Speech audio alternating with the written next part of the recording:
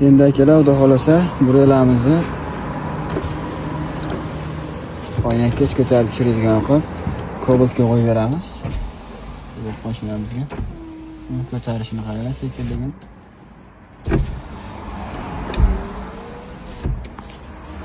Xudo xolasa ulanishini ham o'rgatamiz. Qaysini?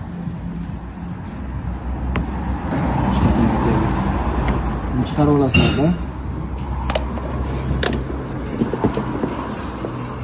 7 tarsa o'ydi.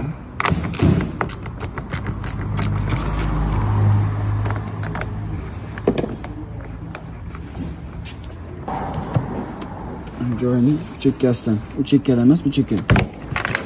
Chiqadi.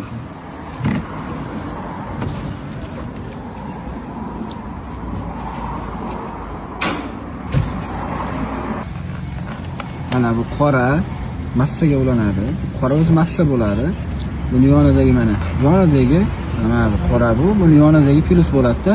Keyin mana bu tomondagi yana bitta kabela bor mana. Bu ham plus. Bu tomonda mana bosgan knopkada chekka tomonda, orqa tomonda massani yonidagi. Ikkalasini mana bitta qilib olasizlar-da. Bu joydan teparoq qismidan buni kesib olasizlar.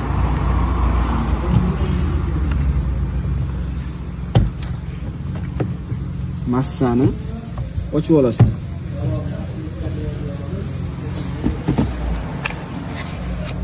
Bularni olamiz.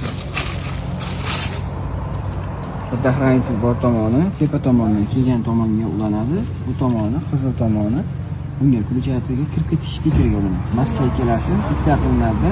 Bunga o'rab qo'yamiz. Bo'ldi, ish tamom shu bilan.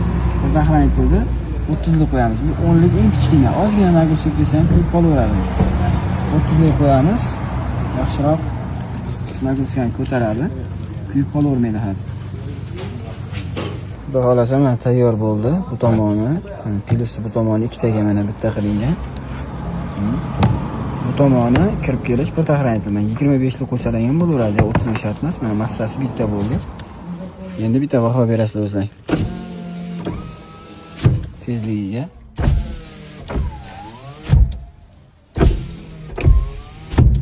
Xudo xolasa joyiga keldi. Shu holatda qo'yaverasizlar. Relani holati.